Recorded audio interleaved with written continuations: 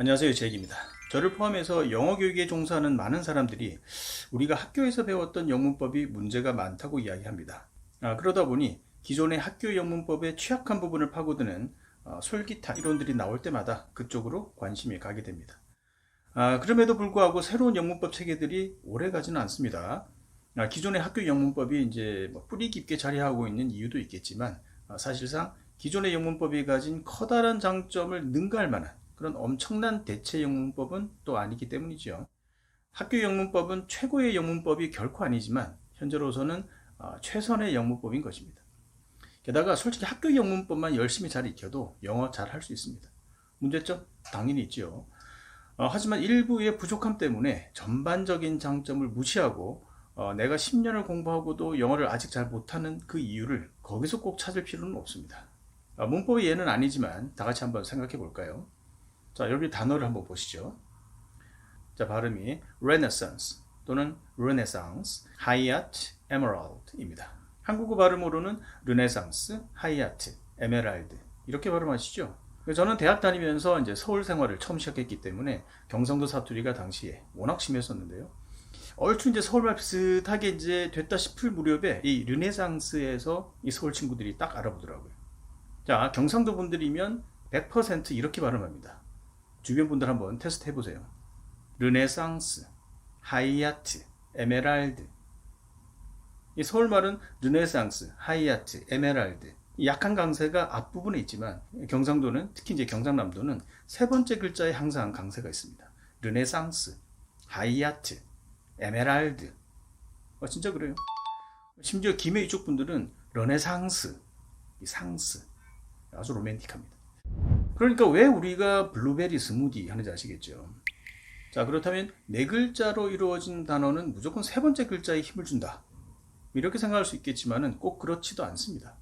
이 크리스탈은 크리스탈이라고 합니다. 크리스탈이라고 하네요. 크리스탈. 이건 맨 뒤에 강세가 있습니다. 이 도대체 무슨 원리일까요? 처음 보는 단어일지라도 항상 이렇게 발음합니다. 꽤 오랫동안 궁금해하다가 제 나름대로 규칙을 찾았습니다. 네 글자로 된 경남 사투리는 기본적으로 세 번째에 액센트가 있는데 끝 글자에 받침이 있으면 액센트는 네 번째로 간다. 이 정도입니다. 그래서 고구마깡은 고구마깡이구나 했죠. 고구마깡 끝에 있어요. 그런데 새우깡은 또 새우깡이라고 합니다. 앞에 있어요. 새우깡. 세 글자는 또 강세가 앞인가 했는데 감자깡은 또 감자깡 또 뒤에 있어요. 이 포기했습니다.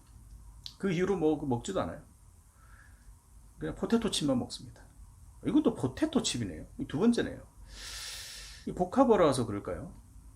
또 살짝 호기심이 생기긴 하지만 이제는 이런 데 시간을 쓰지는 않을 겁니다. 아무튼 제가 말을 빨리 할 때는 확실히 사투리가 드러나더군요. 잘 들어보시면 사투리가 나옵니다. 그러니까 사투리가 나옵니다가 아니라 사투리가 나옵니다. 이런 식으로 르네상스 에메랄드 그 리듬이죠. 자, 여담이 길어지긴 했는데요. 어쨌든 여기에도 제가 잘 모르는 그런 언어 규칙이 존재할 것입니다. 하지만 한국어 표준어도 잘 모르는 외국인들에게 경상도 사투리의 규칙을 가르칠 필요가 있을까요? 그것 좀 안다고 한들 한국말 정말 잘한다고 생각하지도 않습니다. 영어도 마찬가지입니다. 디테일하게 들어가면 학교 영문법에 이제 모순과 한계가 많다는 것을 알 수는 있지만 그래도 충분히 배울 만한 가치가 있는 단계입니다. 어차피 어떤 문법책이라도 단 한 권만으로 영어가 해결되지 않습니다. 괜히 급진적인 내용을 담은 그런 책에 혹해서 거기에 빠지고 나면 다른 여러 주옥 같은 책들을 읽어 내려갈 수 없게 됩니다. 영문법 지식은 반드시 필요합니다. 기초 지식 없이 미드 백날 봐봐야 실력만 나빠집니다. 영어 소설은 정말 추천할 만하지만 문법을 모르면 제대로 빠른 속도로 읽어 나가지 못합니다.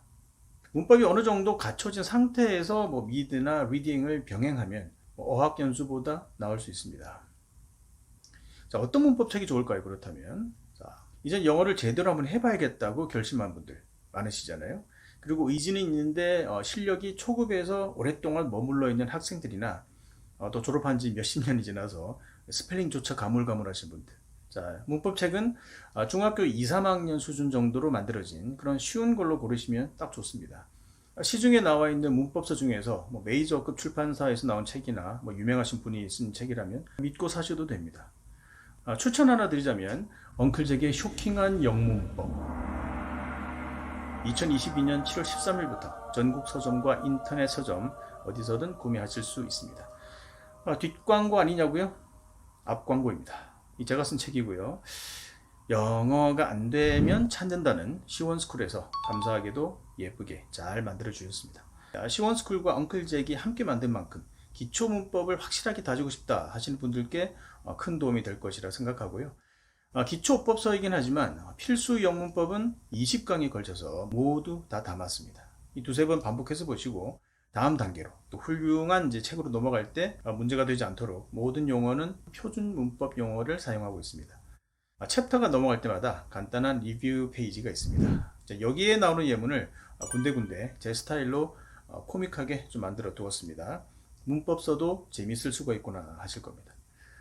그리고 학교 문법의 부족한 부분을 보완하는 그런 내용도 상당 부분 포함하고 있습니다. 예를 들어 시제는 가장 중요한 부분임에도 우리말의 개념으로 영어 시제를 설명하려다 보니까 근본적인 해결이 잘 안 되고 있는 것이죠. 제대로 된 시제 개념만 알아도 가정법, 분사구문 등이 저절로 해결되지요. 무엇보다 이 책에서 강조하는 것은 어순입니다. 영어는 어순의 언어입니다. 영어는 문장 내의 순서에 따라 정해진 자리가 있는데 그 자리는 아무 단어나 올 수가 없죠. 그 드레스 코드가 있습니다. 그것이 바로 문법입니다. 그리고 오형식 이론의 한계성은 여기서 깊이 다루지는 않았습니다. 오히려 오형식을 제대로 익혀야 한계성도 알게 됩니다. 단 한 것만으로 영문법 된다는 말씀 아닙니다. 엉클잭의 쇼킹한 영문법은 중고등학생 기초 영문법 교재로 사용해도 될 만큼 전통적인 문법 체계 패턴을 따르고 있습니다. 거기에 어순 강조와 개념 이해, 재미있는 예문들, 또 도움되는 영어 꿀팁들을 더했을 뿐입니다. 마지막으로 이 책에 계속해서 제 캐릭터가 나와서 설명을 합니다. 곽도원 배우 아닙니다. 접니다. 곽도원 배우 닮았다고 하니까 감사한 일이지만 예전에 제가 이렇게 살찌기 전에 친구가 저한테 그러더군요. 야, 너 딱 한 군데만 고치면 정우성 될 수 있어. 그래? 어디? 그랬더니 이름 그러더군요. 그래서 이름을 고칠까 했는데 그냥 주경일로 남기로 했습니다. 저희 아버지께서 제가 앞서 나가는 자가 되어라 하셔가지고 앞 전자에 놈 자자 해서 주전자가 될 뻔했는데 주경일이면 그나마 다행이죠. 인터넷에서 제 이름 주경일로 검색하셔도 되고요. 엉클잭의 쇼킹한 영문법으로 검색하셔도 구매하실 수 있습니다. 문법책의 모습으로 여러분의 책장 한켠에 초대받고 싶습니다. 저는 곧 재미있고 알찬 영상으로 찾아뵙도록 하죠. 끝까지 시청해 주셔서 감사합니다.